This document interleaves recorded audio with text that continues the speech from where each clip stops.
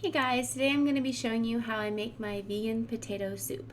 So first we're going to roast a whole head, yes, a whole head of garlic.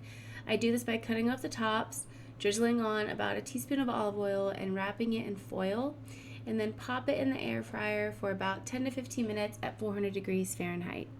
Then we're going to set our Instant Pot to saute on low heat and add 2 tablespoons of vegan butter. I'm using Miyoko's, but you can use whatever butter or oil you like.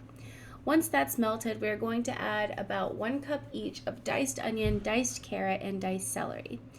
Saute that for a few minutes. In the meantime, let's peel and roughly dice our potatoes. We're going to need about 5 pounds worth of potatoes. I'm using russet, and I recommend that over the yellow potatoes because they can get a bit gummy. And then we're going to add 2 teaspoons of salt into the Instant Pot, as well as 1 teaspoon of black pepper. Then we're going to add a 1/4 cup of flour and saute that for a little bit while stirring it into the veggies. After it's well incorporated and cooked for a bit, we will add 2 cups of unsweetened, unflavored plant milk. I'm using almond milk, but you can use what you like. We're going to add it a little bit at a time, whisking constantly as to make it smooth and not clumpy. And we're going to whisk that until it's well combined.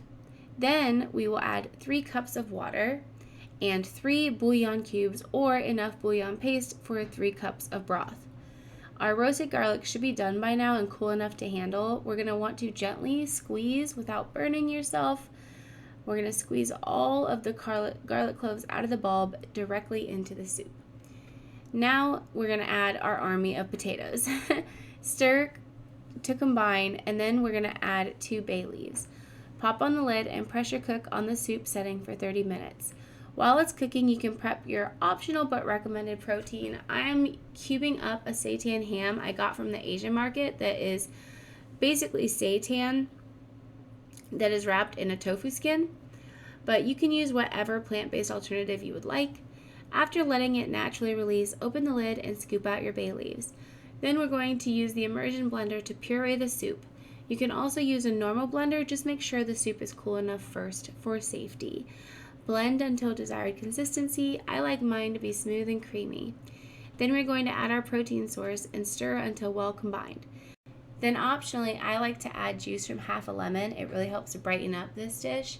You can eat this right away, or you can let it slow cook for a while. That's what I usually do, so that everyone can enjoy this comforting soup come dinner time. You can store this in the fridge and it will thicken, so just thin it out with a bit more water if needed. Enjoy!